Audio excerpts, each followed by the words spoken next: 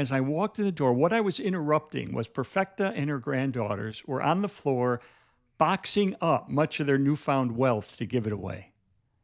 And I'm just stunned by this. I'm thinking, as an atheist, I would have sold anything extra. I'd be selling it, But they give it. And so I said, what are you doing? Why are you doing this? And they said, oh, this is wonderful. This is so nice of people. But, we cannot have plenty while our neighbors have nothing. This is what Jesus would want us to do, to share. And so it just blew me away. So I said, well, are you appreciate all this stuff that people sent? She said, oh, this is wonderful. We didn't deserve this. This is a gift from God. But she said, that's not God's greatest gift. She said, that's tomorrow. That's Christmas. That's Jesus.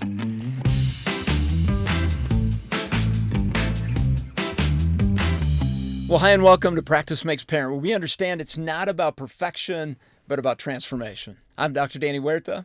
And I'm Rebecca St. James, and I'm very happy to be here with some wonderful people that I respect so much. Hey, Christmas is not that far away, Rebecca. And, it's coming up. We're thanking God for all that He's accomplished through this show. It's been fun to do this with you. And did you know that Practice Makes Parent is ranked number 31 in the parenting category on Apple Podcasts? I didn't know that. Wow. Isn't that exciting? That is really exciting. And that's just 30 away from number one. So we can just keep on. So we're so blessed that you're listening and telling your friends all about the show. Thank you for doing so. And we definitely appreciate every one of our listeners. And do let us know that you are out there. We invite you to reach out to us with your questions. In fact, a little later in the show, we're going to share with you an email question about what to do when your child is becoming more and more consumer driven, which I know from talking to parents and friends of mine, the older our kids get, phones, iPads, clothes, etc., it all just becomes such a big deal. And we want to encourage our kids to be about the deeper things in life, and especially about Jesus and not about stuff. So I think that's going to be a very relevant question and something that most parents have to address, want to address. I think it's going to be very helpful. Yes. Well, Christmas, as Danny said, will be here really, really soon, and we want to give parents plenty of time to just pray and reflect about how they'll approach the celebration of Christ's birth with their kids. And, Danny, you and I were talking off air just about all the diligent parents that listen to this podcast, that we're just so thankful for being able to journey alongside of them, and how we would just really love this episode to be something that they walk away from and go, wow, I have the tools, the practical tools to be able to, in this busy, busy season where there can tend to be a lot of distraction, or it can become about gifts or about other things other than Jesus, how do we point our kids back to Him over and over and over again, the true meaning of Christmas? And so we want parents to walk away from this and know that they have these practical tools and this wisdom as to how to do that. So I'm excited to dive in with our amazing guest. What a great guest we have. Pastor Lee Strobel. He's an accomplished author, speaker, and professor. He's written over 40 books, just 40 books. Just 40, only 40. That's crazy. My goodness, a lot of writing. Yes, and he's given tons of insights on Focus on the Family, the broadcasts here over the years. He's spoken at our chapel here at Focus on the Family a few times, and his insights on how parents can draw their children into embracing God's gift to us, and all the case for everything, right, Lee? That you do. I love it. And right now, it's what the gift is of Jesus to us through the holiday season, through this time of Christmas. And welcome to the show, Lee Strobel. Thanks for being here. Well, it's great to be with you, Rebecca. I'm such a fan of your music. Oh, thank you, Lee. I didn't know that. It's just been so great through the years. I sure appreciate that. And the podcast has been so helpful to so many parents I know. So it's an honor and a privilege to be with you today. Oh, thanks so much. We appreciate your time. We respect you so much. And we're excited about your book, The Case for Christmas. And what a perfect time for us to interview you and hear all about it, because it's such an asset to all the parents that we have listening. Yeah, and it's beautiful to think about going from gratitude to giving around Christmas time. We're going from Thanksgiving and this time of gratitude and that discipline of that to the discipline of being generous. And I do think that there are a variety of traditions that families have around Christmas time. Lee, did you have certain traditions that your family has done throughout the years? Well, we started out, I was an atheist. My wife was agnostic. So Christmas for us back then was just a holiday where there was a lot of drinking and a lot of parties and a lot of gift giving. And, what's not to like about Christmas? Even as an atheist, I enjoy the Christmas season until somebody tried to tell me it had some historical significance. Right. But then later, after we became Christians, of course, we wanted to help our children understand what Christmas was about. And so we developed some traditions for Christmas. We'd always go to church on Christmas Eve, and it was an opportunity for them to sit together with us through the service so they could hear about Jesus, sing these wonderful historical songs. So it was pretty basic. We always tried to read the account of the Christmas story, especially in the chapter in Luke, chapter 1. And to help the kids understand that this is grounded in history. This is something that really happened. This is not make-believe. It's not wishful thinking. It's not legend. It's not mythology. It's something that actually occurred in history, and tried to ground it that way. And by God's grace, both our kids today are grown up and they're serving the Lord. And so something took. Yeah. Oh, it's really, really beautiful. Rebecca, what about you? Any traditions that you guys have established, you and Cubby? Well, our traditions growing up were quite different than here because it was summer at Christmas time. So we were jumping in the pool around Christmas. So it was a hot Christmas. So we were very confused by the songs like White Christmas. It's like, what is that? It sounds magical, but we just don't get it.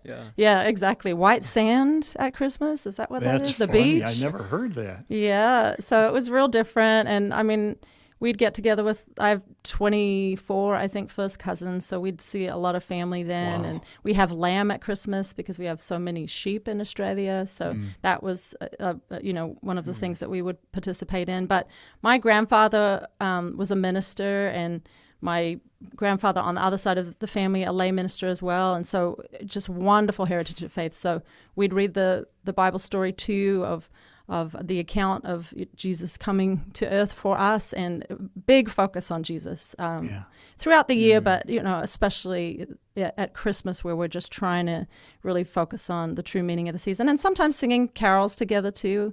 Then when we moved to the U.S. and but I actually have a story, Lee, that really ties into something that you talk about in Case for Christmas, and I know that really changed your life with the Delgado family. But when we moved to the U.S., we were really struggling financially, and the film Unsung Hero that came out last year about my family's story really highlights this element of it. But we were living by faith because my dad lost his job and had no car and no income and no furniture in our house and all of that. And it was coming up on Christmas. And so that was going to be really, really challenging with gifts. And my mom was very teary about all of that.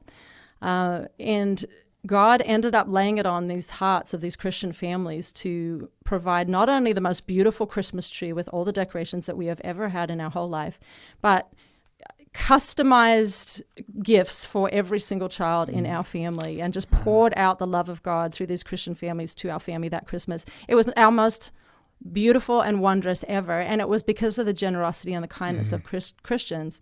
And so we were seeing the hand of God, Him provide for us through prayer at that time. But then this Christmas was just so wondrous and so lovely in that generosity, department of the kingdom of God. Can you, Lee, tell about the Delgado family and how they changed your life? Yeah, I was an atheist, a reporter at the Chicago Tribune. I was assigned to do a 30-part series on the poorest families of Chicago, profile a family every day. So the first family I profiled on Thanksgiving Day was the Delgados. Perfecta Delgado was about 60 years old, but crippled by arthritis. She had two granddaughters she was raising, a 13-year-old and an 11-year-old. And I went to their hovel on West Homer Street in Chicago, and it was absolutely barren. I mean, there was not a bed, there was not furniture, there was no appliances.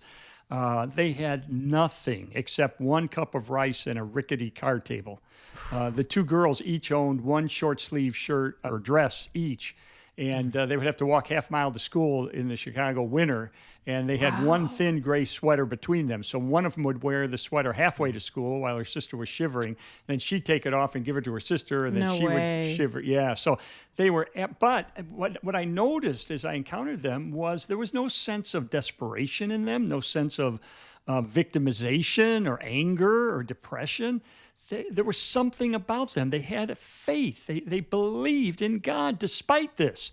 And it intrigued me and made me curious. And so I did the article on Christmas Eve. I'm at the Tribune. There's no news going on. So I got in a car and I thought, I'm going to go visit them on Christmas Eve. So I drive out to their place.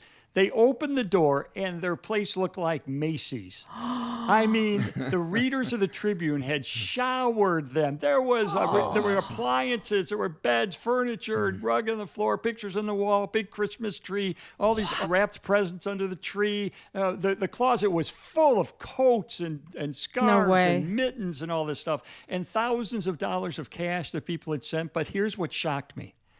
As I walked in the door, what I was interrupting was Perfecta and her granddaughters were on the floor boxing up much of their newfound wealth to give it away. And I'm just stunned by this. I'm thinking, as an atheist, I would have sold anything extra. I'd be selling it, But they give it. And so I said, what are you doing? Why are you doing this? And they said, oh, this is wonderful. This is so nice of people. But, we cannot have plenty while our neighbors have nothing. This is what Jesus would want us to do, to share.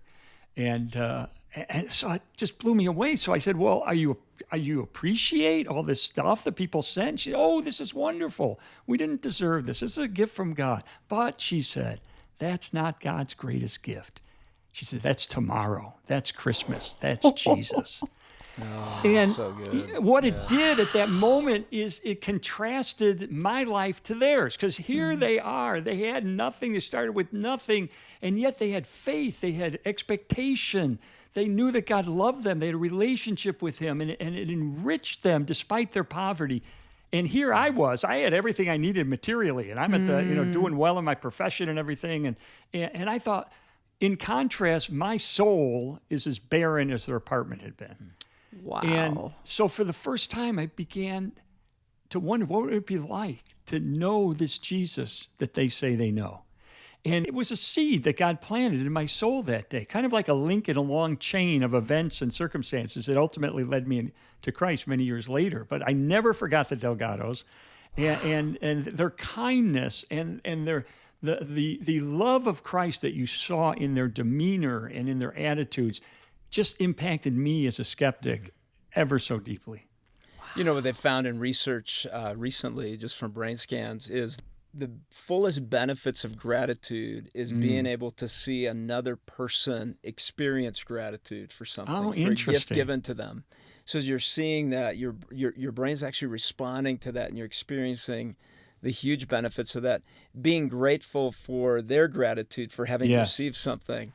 And that's so in this very case, interesting. You were having truly a transformation brain-wise in that moment. I remember working as a school social worker in a Title I school district, and we would, at that time, I organized several churches to put some things together for a variety of families.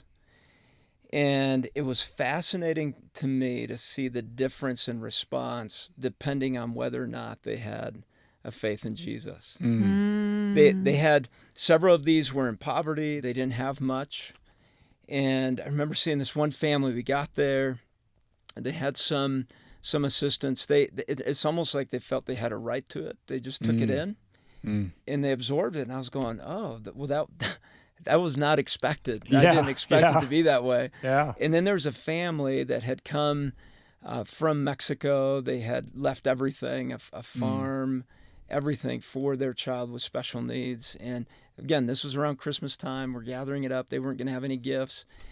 And when they saw us coming with things, they were ecstatic, and they didn't have anything. And their immediate response was the same.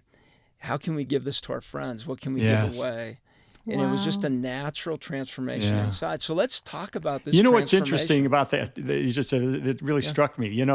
Jesus tells us in Matthew chapter 5, we're to be like salt and light.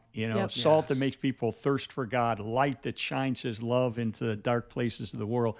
And I'm thinking that Delgados didn't preach to me. They weren't condemning to me as an atheist. They weren't challenging me. They were just living out their faith authentically. And that was strong salt and bright light. Yes. Absolutely. And that's a lesson for all of us. It's what people see in us and how we how we interact with other people in subtle ways often can be the strongest message of all. Yeah, there's a transformation that takes place in our heart, and Jesus is that, right? This season of Jesus coming to earth was about changing something inside of us from the inside out through his birth and then the death and resurrection. And so how do we bring our kids towards that? Where right now everything points towards what can I get? Here's my list of things that I'm bringing to Santa. Here are my things that I want this Christmas, and I want it this size and this color, and they just come up with big lists. It's the decommercializing of our kids. Yeah. What does that look like, Lee, from a very practical standpoint? Let's talk. I want to help kids, especially little kids, to first of all, even little kids understand what a birthday is. Because they probably have a birthday party, or at least a little celebration on their birthday, and a little cake, and maybe a couple presents or whatever. And to help them understand, that's what Christmas is. It's a birthday. It is the birthday of the Son of God who came into our world. Why? Because he loves us. He loves you. And so to be able to keep that in mind, and with my kids, when my kids were little, I would refer to Christmas as Jesus' birthday a lot. 100%. So they kept that in mind, because Christmas is kind of a term. What does that mean? Nobody understands it. But it's a birthday. Oh, Jesus. It's a good idea. Yeah. So that's one thing we can do. Another thing I think we can do is... Lee, let me just interrupt real quick, because my mom, she did a very similar thing. She'd say, hey, it's Jesus' birthday, and we'd have a birthday cake for him, and we'd sing happy birthday to Jesus. That. That's great. And then we each brought a gift to Jesus. We would wrap up a little gift, and it was something we were committing to do that year that was sacrificial. I like that, Danny. I'm writing this down right now. Thing. And so she'd say, okay, the next 5 minutes, I'm going to put the timer, everyone's going to be quiet. You're going to write one thing you're going to be committed to this year that is a gift to Jesus, which means you're sacrificing for someone beyond yourself. And then next year, we're going to open up that present, and you're going to tell us how that went. Oh, that is awesome. That is an excellent idea. I love that. And it puts the kids in a gift-giving mode. Yes. And that's so important, even for little kids, to understand that they can give. They can make a difference in somebody else's life. But I love that, because it's teaching them values and character change in them as they put down what they're going to commit to, and then open it the next year, which is like, I better live up to this. I didn't always have the best attitude. I have to admit that. When you're like the eye roll, Danny. Preteen years, I was going, oh, Mom, are we going to do this again? And now you love it. And I loved it. And then as a parent, I said, oh man, it makes total sense. I love it. And I thanked her. I gave her a hug. I go, Mom, I love it. We're going to continue it in our house. But, it's going to be continued in the Fink house too. Yes, right. Thank you, Danny. Awesome. Lee, what are some other ideas just for how we can encourage this contributor rather than a consumer mentality? We talk about intentionality a lot on this show, and how we can encourage this kind of generosity that our kids can grasp, but that it truly is better to give than to receive. Santa Claus is a big part of the commercialization of Christmas, right? We see him everywhere. Little kids, understand very quickly about the idea of Santa Claus. And I'm not opposed to that, as long as we help them understand that by the way, there was a real Santa Claus. Yeah, tell us about him. You know more about him than probably we do. He was an awesome, awesome person. St. Nicholas was his name. And I like to teach kids about St. Nicholas. St. Nicholas was born a long time ago, actually in the year 270 AD. And he became a bishop, a leader in the church in an area of coastal Turkey. And the thing about St. Nicholas is he grew up in a wealthy family. But he gave, just like the Delgados, he gave away most of his wealth. And he was known for his gift giving. There's a story about St. Nicholas that was actually written in a biography of him about 500 years after he lived. And it tells a story of 3 sisters, and their father had lost his job, and they didn't have a dowry. And that day you had to give money to a guy, if you're a girl, to marry you. And if you couldn't do that, then you were in deep weeds. I mean, you were going to be on your own. It was going to be tough. And so the story goes that St. Nicholas one day took a bag of gold coins and threw them up into the second floor place where this family lived so that the oldest girl could have a dowry and get married and have a happy life. Wow. And then later, when her sister was going to get married, or hoped to get married, he did the same thing. He threw gold coins in there so she could do it. Well, now the father's starting to wonder what in the world's going on. So he kind of staked things out for the third child. And so the third child grows up, and St. Nicholas throws the coins, and the father catches him and says, "What are you doing? I mean, this is great, but why are you doing this?" And he said, Don't make a big deal. Don't tell anybody. This is just for us to know. And I didn't want you to find out. And years later, painters in the medieval days would paint pictures of stockings hanging from the chimney. And that was the girls who were hanging their stockings at night. And the thought was the coins maybe went into the stockings. That's where we get the stockings we hang up at Christmas. Cool. But the thing about him, it was so powerful, is he was a committed follower of Jesus. Committed. He was arrested for his faith. He was thrown in prison for his faith. I heard that a couple times, right? Yeah. A couple of times. He suffered greatly for his faith. And he went to the Council of Nicaea in 325 AD, which is where all the Christian leaders are trying to determine a creed to really crystallize what we believe as Christians. And there was a heretic there named Arius. And St. Nicholas was one of the champions against this heretic. In fact, there's a tradition that he actually slapped Arius. That's probably not true.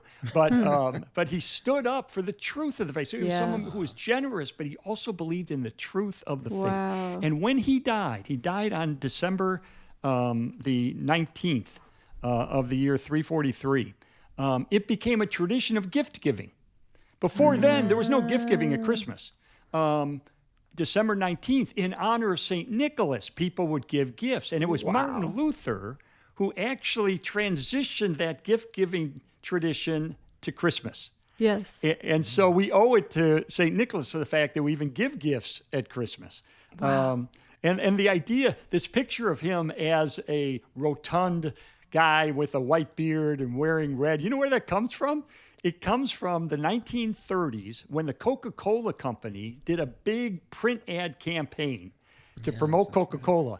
And they were the first people to really present him in that way. And that has endured. That's where we got the idea from a Coca-Cola ad.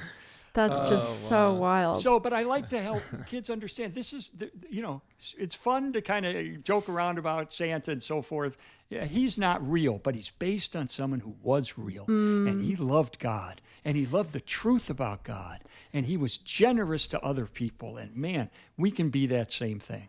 I love that you highlighted the truth component, just like his generosity, but he's committed to the truth to a sacrificial level. Yes. And just talking about truth, you're such a researcher. You're just known for your incredible research. What do you say to those that are trying to teach their children about the virgin birth being real? Like, just speak to that. Because I think it's also a time as our kids get older where we can kind of dive in on some of this apologetics in a way of like, here's the truth, kids. Here's the proof.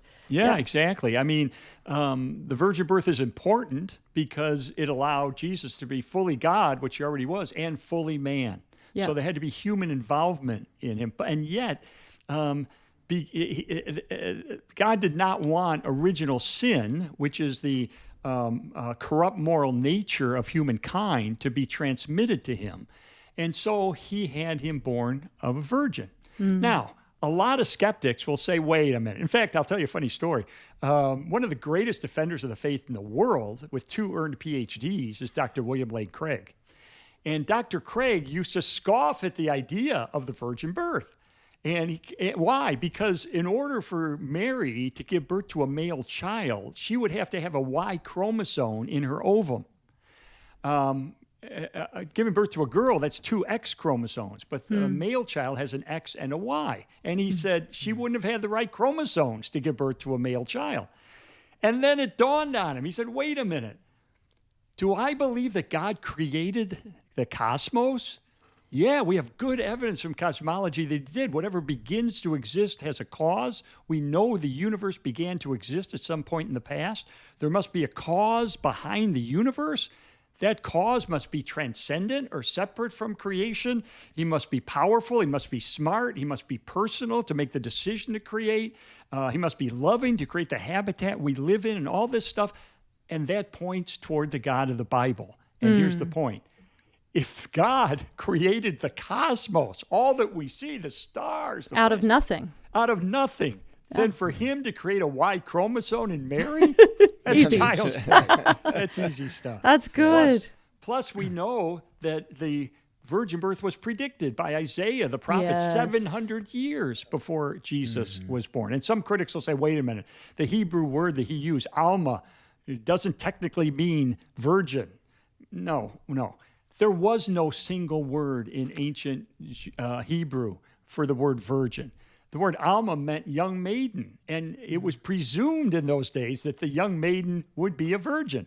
Yes. And in fact, when the Old Testament and Isaiah's prophecies were translated into Greek, even before Jesus was born, the Greek word they chose there was the word for virgin. So it was clearly a call that the child would be born of a virgin. So I think we got good evidence that it's true. Absolutely. Yeah, and Thank you for that. In that whole story, there's a receiving, right? Mary was obedient. Yes. She had a receiving of a gift, the gift Yes. of life, and then Yes. ultimately this is the gift of salvation, of Jesus coming Yes.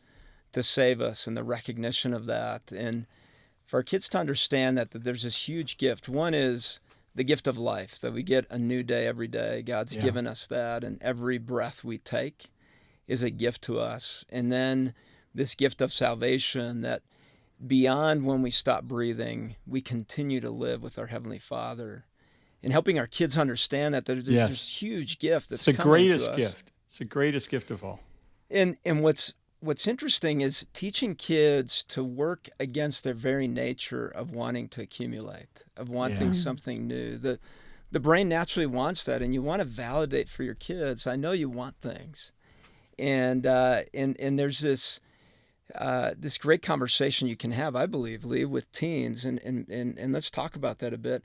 There's this desire to have more, and we see society right now. We have the most wealth, we have so much, yet there's an emptiness. And you talked about that with the Delgado family, that there's something we are searching for and we're not finding in things. Well, especially young people, Generation Z. I mean, they have been lied to and misled their whole lives through AI, through commercials on television and so forth, through the internet, which propagates all kinds of stuff that turns out not to be true. And they're looking for something, an anchor for their soul. They're looking for something, a foundation that's solid and that's true. And I believe that's why we're seeing among Generation Z young people this renewed interest in God, especially among young guys who are waking up to the reality of Jesus and embracing him. I have a friend whose ministry is to travel the country and speak to groups of high school students and college students. And he said, I've seen more young people come to faith in Jesus Christ in the last 3 years than in the previous 18 years of ministry combined. Oh, wow. Wow. God is stirring up that So generation. I think it's because of what you said. There's a hunger for something solid, something true, something that can anchor my life to. And, when we understand that, we understand this incredible gift that God gives us in Jesus Christ, all of a sudden the desire, I think, to give to others just wells up inside of us. And, I know families that'll take kids to nursing homes around Christmas and be part of a Christmas carol thing where they could sing to them and to see these older people who are lonely, many of them. And to be able to minister to them. The kids can minister to others. They can be salt and light. And I think when they realize that as people see them and how they act and what they value and how they reach out to others, that has an impact on other people in a way that we won't even understand till we get to heaven. Yes. Yeah, generosity of time.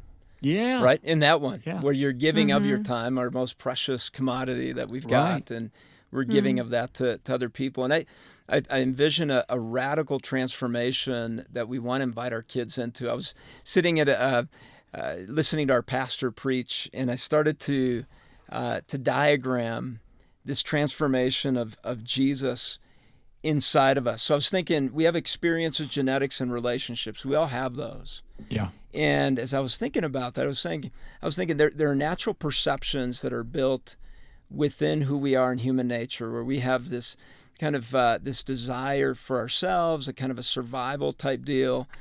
And then there are these beliefs that are kind of self-centered that are there, and our thoughts and our feelings and our behaviors are pointed in that direction. But when Jesus comes in, he infuses from the very part of perception, how you perceive who you are, how you perceive other people, and it changes your beliefs, your thoughts, your emotions, and it ultimately changes your behaviors. And that's what we're talking about, this radical transformation that St. Nick had, to the point that he's like, man, I don't want any of this stuff. I just want to love people. Yeah. And we want to invite our kids to that. And as parents, we can show the excitement of that and lead the charge. And I think of when we have non-Christians coming into, let's say it's a family member, aunt, uncle, cousin, brother, sister, someone in the family that's saying, hey, I'm not I don't do these things, What does that look like for a family to invite them into that experience with the family if they should? What does that look like? Well, I love to initiate conversations with people who are probably far from God. And studies have shown that people are more open spiritually during the Christmas season than any time of the year. In fact, there's more non-believers in church on Christmas Day than on Easter. Wow. Yeah, so people tend to be more open. And so what I told my kids is, here's an easy way to get into a conversation with a friend at school or whatever, to say, hey, Christmas is coming up. Your family do anything special? We're going to have a dinner. We're going to invite our cousins over. It should be fun. Oh, what'd you do when you were little? What was it like in your house? Oh, well, my parents always took us to church, and we would have the relatives come over and have turkey and blah, blah. Really? So you used to go to church? You still go to church? Oh, no, I kind of gave up on that. Really? Why? What happened? And now you're off and running, and now you have a conversation where they can talk about the reasons they no longer go to church. And then it probably opens the door to say, hey, look, why don't you and your family, why don't you come with our family to church on Christmas Eve? That's good. We're going to go. Why don't you join us? We'd love to have you. We can go out and have some dessert afterwards. It'll be great. Yeah, I love that idea. Did you know that this isn't even on a holiday, but on the average Sunday in America, on an average Sunday, there are 18 million American adults who are sitting at home who say, I would have gone to church if someone had invited me. I believe that. 18 million people going to George Barna. And Christmas is a very natural time to ask people, right? Like it's not an offensive idea, really, generally, to most people. Exactly. Yeah, it makes sense. It does. Yeah. And, one of the reasons I wrote The Case for Christmas, and it's an inexpensive little book, get for a couple bucks. The reason I kept the price really, really low is because I wanted to be a spiritual stocking stuffer, a conversation starter. So what I did, I had to buy them. It's amazing you don't get your own book for free, but I bought 300 copies of The Case for Christmas, and my goal is to give them away between now and Christmas because the gospel is in the book. Yes. And so today I was at the bank. And there were two bank tellers who I've gotten to know because I go to the same bank all the time. I said, hey, I'm going to give you your first Christmas present. Here's a little book on Christmas. I each gave them a copy. And I've given them to servers at restaurants, hotel clerks. I was at my doctor for my physical the other day, gave it to all the receptionists and the doctor. And I was at the dentist the other day, gave one to the dentist and the hygienist. And so... I wanted to do something that could be spread far and wide that's inexpensive enough to do. And so that's why I wrote this book. The gospel is in it. And my prayer is that people will be curious enough. The Case for Christmas, really? The identity of the child in the manger, really? That they'll be curious enough to read it and then open their hearts to the possibility that maybe this really is true. That's so good, Lee. Yeah, we just learned a lot about you, all the different appointments and doctors you got going on. But, I schedule my annual physical and my annual dental appointment on the same day. Oh, gosh. How stupid can you get, right? But I love that you were so mission-oriented in it. I love it. I love it. And Lee, I think there's a key word here, and that's the curiosity. Yes. Curiosity towards the birth of Jesus. Yes. Right? You're spurring curiosity in the non-believer, curiosity in your kids. Yep. And You're when you think entering it about with adults, curiosity.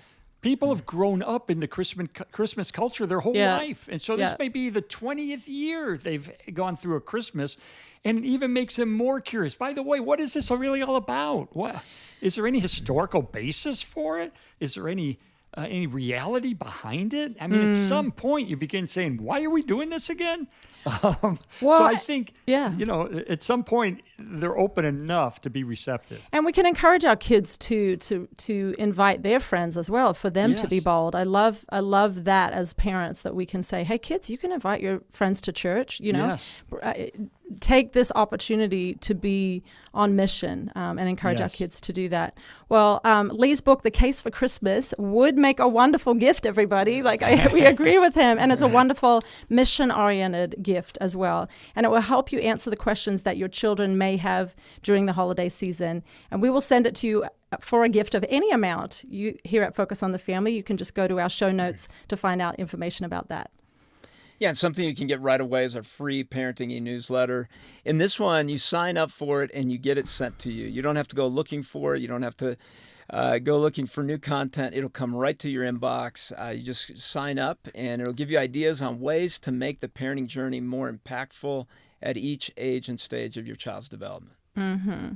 Well, Lee, we want to be so respectful to your time, and you've given us so much wisdom, but we want to ask you for one more little element to our show, and it's our Q&A portion of Practice Makes Parent. Today's email question comes from Millie, who writes, Dear Danny and Rebecca, thanks for the great advice on your shows. I listen every week. Thank you, Millie, so much. My question is about my kids who are 10 and 14. They've become more aware of designer and brand name items and have decided that if they don't have the newest gadget, game, or trendy shoes, they complain about how tough their lives are. My husband is ready to ship them off on a missions trip, but until they experience and see real poverty, what can we do that will constructively tame their entitlement? We want them to learn humility, but at this age, they are so self-centered. And I think this really goes along with what we've been talking about. What would you say to this mom, Millie, Lee? Well, I will say that the mission trip idea is not a bad idea. It's a great idea. Granted, they may have to wait a couple Especially years. at those ages, yeah. Oh, my goodness. It transformed my son. My son wouldn't study in school. He was a lousy student. Went on a missions trip, and it transformed his life. And now he's a professor at a seminary with a PhD in theology. So, but he was going nowhere. And the missions trip really opened his eyes. My granddaughter went on her first missions trip when she was, I think, 15 years old. And they went to Anchorage, Alaska, and had a mission trip there. So, many churches accommodate younger kids, not real young, but some of the younger kids to be able to go on a missions trip. And that opens people's hearts and minds like I think nothing else. God uses that in spiritual formation in a very powerful way. Absolutely. But, the other thing, I hope kids understand that, going back to Christmas, that St. Nick, he suffered for his faith. He suffered because he stood up for the truth. He stood up for something that was true and real. And, are they afraid of being mocked or made fun of by the other kids if they don't have the right trademark on the jeans that they're wearing? Compared to what St. Nicholas went through, that's really not that big of a sacrifice. What's really important is that God has provided for us and given us enough clothing, enough food to survive, and so forth. And let's be appreciative of that. And if we're so afraid of what other people think, maybe we need to start asking, what would God think? Yes. What would Jesus think? It's a great answer. I love that. Danny, what would you say? I love the missions trip thing, Lee. I remember going on a missions trip, and I've seen other kids transform completely on missions trips. Just that it changes your perspective, your experience. You see other people that are just have a lot less there. And I'd say in this case as well, what I want to add, Millie, is that at 10 to 14, those ages, the preteen and teen years, there's a natural bend towards wanting to belong. And in that belonging, there's a sense of worth, a sense of value, a sense of autonomy, some core thirsts that are in a child's development. And what you can do is validate that and say, man, it feels so good to feel like those around you. And I get it. Everybody's got the brand name stuff, the newest gadgets, the shoes. They get more and more, and it feels good. And it feels good to get new things. You want to validate that and just say, here in our home, we're going to have a reset. We're going to press reset because it's just gotten a bit out of control. And what we're going to go towards is gratitude and generosity in our home. We are going to make those our big values, our big goals. With this money, let's look for a missions trip. Maybe let's look for some experiences we can have together. And I've heard a lot of families do that. They've said, hey, let's reduce the amount of gifts and let's just have some more experiences as a family. Let's spend that time together. What you're doing as a parent, you're shifting the value to where it needs to be. You're resetting that. And if your kids need to complain, if they think their lives are over with this, they're allowed to have emotions, and they'll have big emotions. And just stare at them maybe while they're having their emotions and just go, man, I get it. And have compassion on them at the same time. You don't have to go for a ride with their emotions, Millie. You don't have to be driven by their emotions. It feels uncomfortable to see our kids upset or sad. You feel like, man, I'm being a bad parent. Are they going to miss out on things? Now I'm the uncool parent. They're going to wish they didn't have me as a parent. All those things are those self-doubts, those insecurities that can get pushed, especially when we're parenting preteens and teens. So take some time to consider your insecurities with this whole thing, where your kids might be upset. It's okay for them to have that emotion, and just ride it with them a little bit in the sense that you say, hey, I get it. This is tough, and I get it. This is tough, but we're resetting.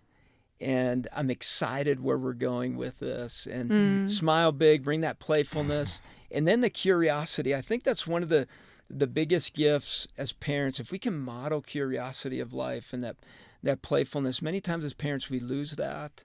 As we bring that in this time, this season of man, I wonder if we gave this gift to these people, I wonder what that would do. And you take them on this ride of curiosity. That brain stuff we were talking about, where they see somebody else receive a gift and then they're thankful for the gift they got. And you have plenty of opportunities in your community to do that. That can be your missions trip just in your community. In your community. You don't have to go out of there. You can ask some of the schools, the church, those things. Go on those trips and then have them experience it. And over time, their physiology will catch up to what you guys are trying to teach. Danny, you said something that really triggered a thought for me, and something that I want to do with our kids this season, and that is find a rescue center. We have a rescue center in Nashville, or women's shelter.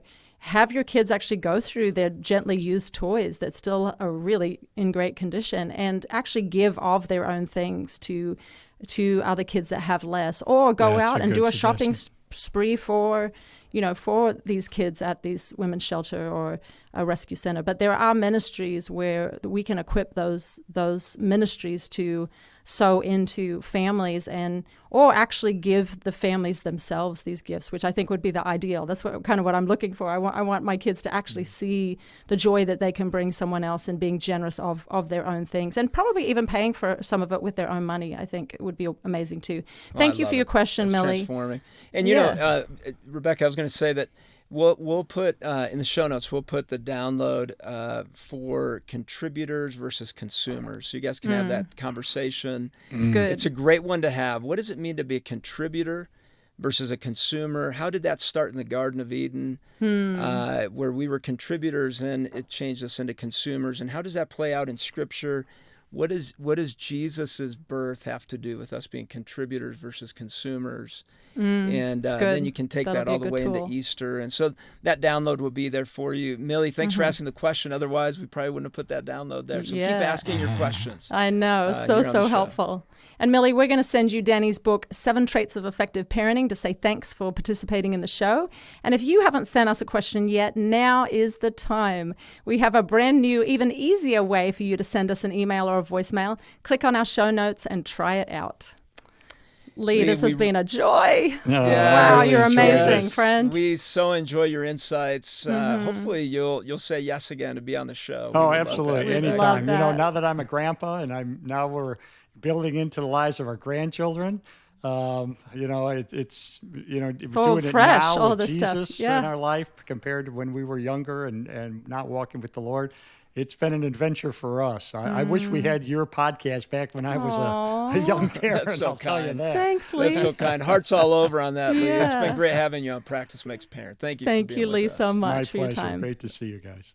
Well, now this is the Crib to College update. Information to keep you in the know on parenting ideas.